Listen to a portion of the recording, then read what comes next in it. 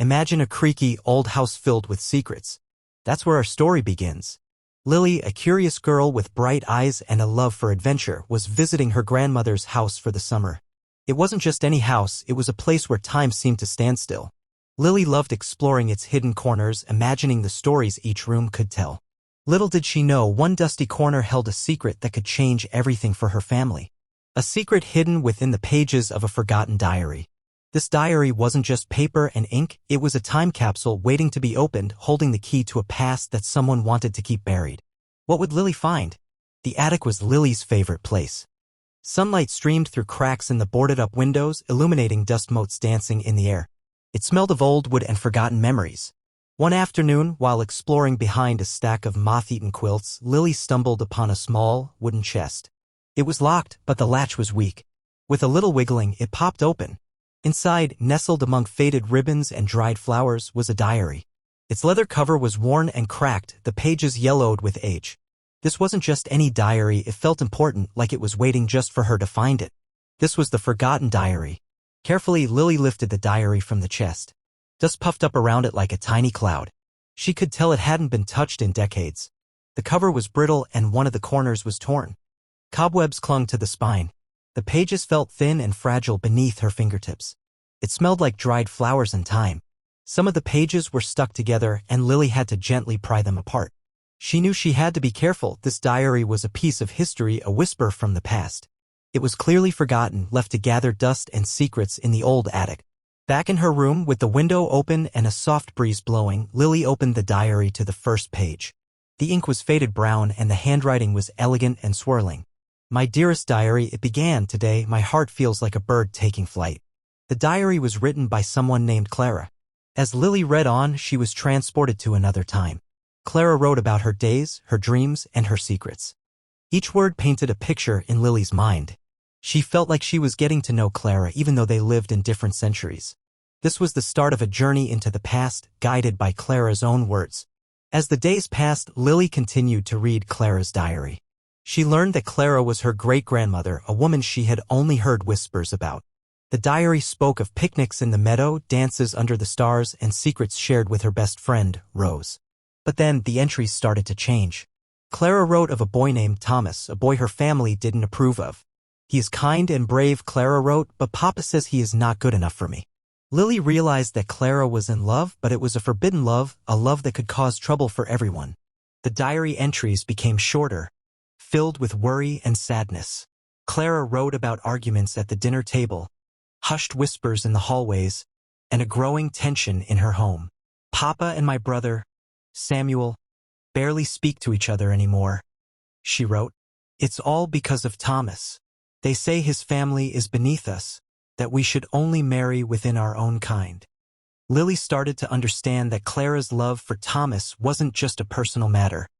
It was tearing her family apart. A family feud was brewing, and Clara was caught in the middle. This diary was revealing more than just a love story. It was showing the cracks in her family's foundation.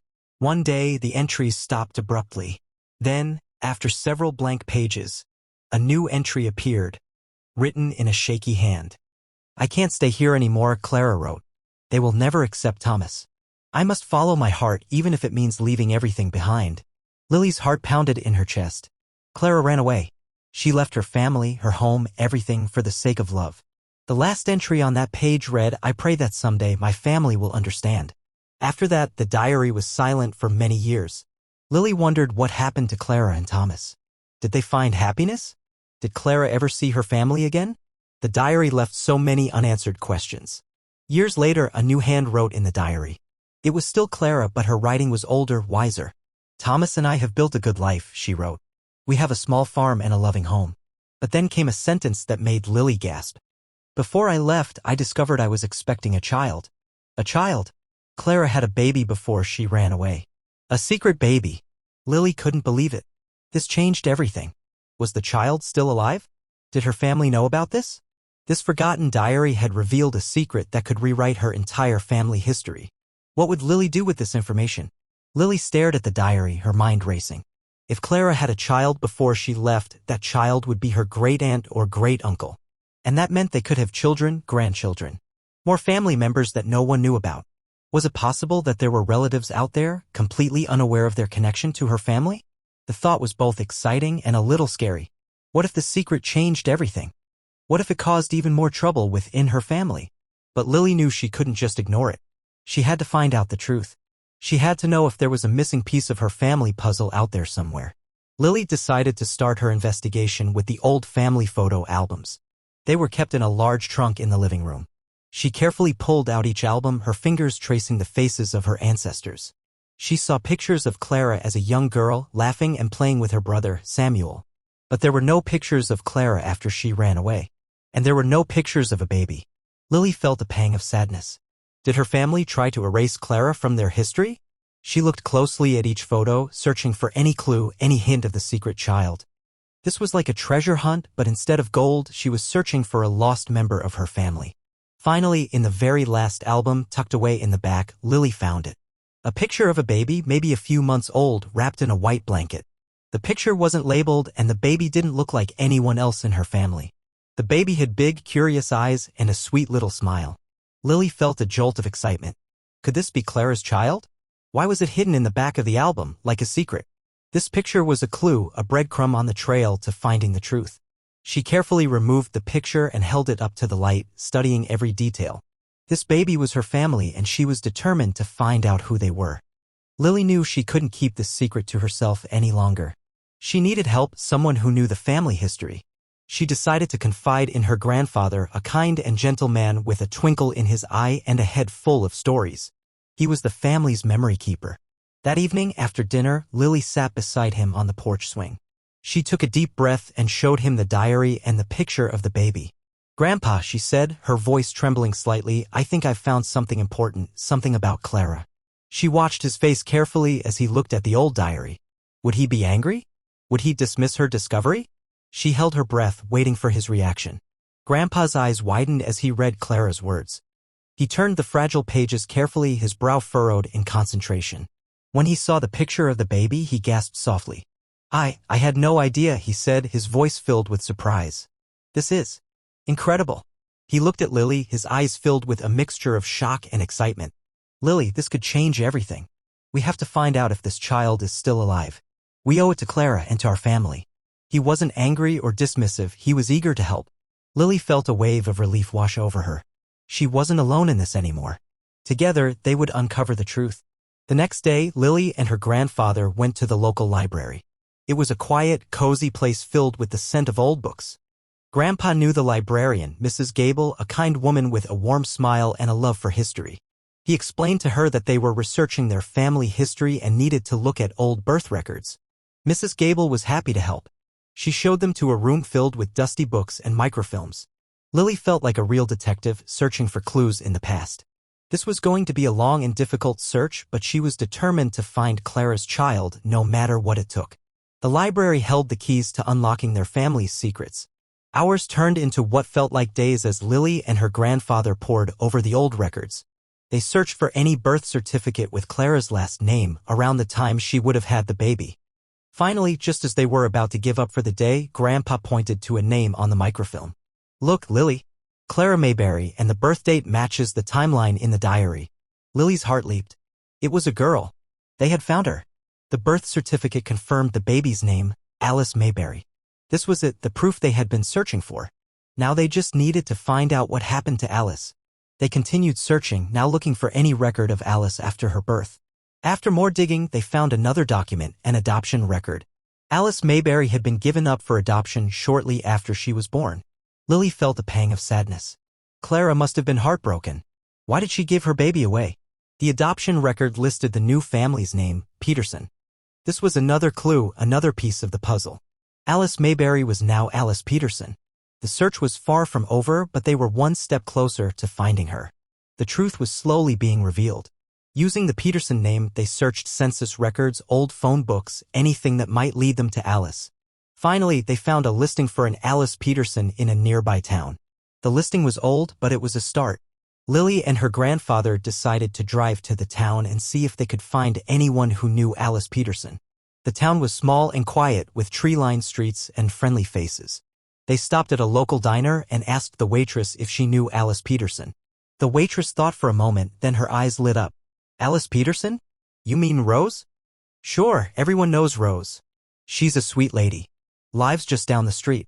Following the waitress's directions, Lily and her grandfather found a small, cozy house with a beautiful garden. An elderly woman was tending to her roses. She had kind eyes and a warm smile. This must be Rose, or Alice, or whatever her real name was. Lily's heart pounded in her chest. This was it. This was the moment of truth. Taking a deep breath, Lily approached the woman. "Excuse me," she said, "are you Alice Peterson?" The woman looked up, surprised. "Well, yes I am. But most people call me Rose. Can I help you, dear?" "We have something important to tell you, Rose," Grandpa said gently. Rose smiled warmly and invited them inside. Her house was filled with sunshine and the scent of cookies baking. As they sat at her kitchen table, Rose noticed the picture Lily was holding. "Oh, that's me as a baby," she exclaimed. "My adoptive parents gave me that picture. I always wondered about my real mother." Lily and her grandfather exchanged a look. This was going to be easier than they thought. Rose was kind and open, clearly longing to know about her past. This sweet lady, tending her roses, was about to have her world turned upside down. "I always felt like something was missing," Rose confessed, her voice soft. "Like a piece of me was lost somewhere. My adoptive parents were wonderful, but I always wondered about my real family." Lily reached across the table and took Rose's hand. "Rose," she said, "we know who your real mother was. Her name was Clara Mayberry, and she was my great-grandmother." Rose's eyes widened in surprise. "Clara Mayberry? That's my mother's name." Lily nodded. "We found her diary in the attic of my grandmother's house. It told us everything." This was the moment they had been working towards. The missing piece was about to be found. Lily and her grandfather then explained the whole story to Rose, showing her the diary and the adoption records. They told her about Clara's forbidden love, the family feud, and her decision to run away. Rose listened intently, tears welling up in her eyes. "So, I have a family?" she asked, her voice trembling.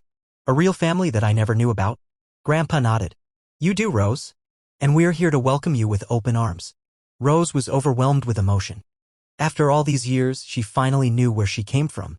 The missing piece of her life had finally been found. Lily knew that Rose needed to meet the rest of the family. She had a right to know them, and they had a right to know her. Lily and her grandfather explained that it might not be easy. Some family members might be surprised, even resistant to accepting her. But Lily was determined to make it work. She wanted Rose to feel loved and welcomed. They agreed to bring Rose to the next family gathering, a picnic planned for the following weekend. This was a big step, a leap of faith. Would the family accept Rose? Or would the secrets of the past continue to divide them? Only time would tell. The day of the picnic arrived, sunny and bright. Lily, Grandpa, and Rose drove to the park where the rest of the family was already gathered. As they approached, Lily could feel the tension in the air. Her grandmother, aunts, uncles, and cousins all turned to stare at them. Some faces were curious, others were skeptical. Lily took Rose's hand and squeezed it reassuringly. "It's okay," she whispered. "We're in this together." As they walked closer, Lily could hear whispers and murmurs. The family was clearly surprised to see a stranger with them. The secrets of the past were about to be revealed, and the future of their family hung in the balance. Grandpa stepped forward and cleared his throat. "Family," he began, "we have someone we'd like you to meet. This is Rose. She's Clara's daughter, Alice." A gasp went through the crowd. Some family members embraced Rose immediately, welcoming her with open arms. Others stood back, their faces etched with disbelief and suspicion. Lily's grandmother, usually so warm and loving, looked stunned and confused. Lily's uncle Samuel, named after Clara's brother, turned away, his face flushed with anger. It was clear that some family members were ready to accept Rose, while others were still clinging to the secrets of the past. The family was divided. Lily stepped forward, her voice clear and strong. "Please," she said, "just listen. Rose is our family. She deserves to know us, and we deserve to know her. The past is the past. We can't change what happened to Clara, but we can choose to forgive and accept Rose into our lives." She looked at her grandmother, her eyes pleading. "Grandma, please. Do it for Clara." Slowly, her grandmother's face softened. She walked towards Rose and took her hand. "Welcome to the family, Alice," she said, a tear rolling down her cheek. "It's time we put the past behind us." Lily's words had started to break down the walls of resistance. Slowly, one by one, the other family members came forward, offering Rose hugs and words of welcome. Even Uncle Samuel, after a long moment of contemplation, shook Rose's hand and offered a hesitant smile. The family was healing. The secrets of the past were finally being laid to rest. As Rose mingled with her newfound family, Lily felt a sense of peace wash over her. She had done it. She had helped to bring her family together to complete their family tree. The forgotten diary had not destroyed her family, it had saved it. And as the sun set on the park, Lily knew that Clara would be proud. The end.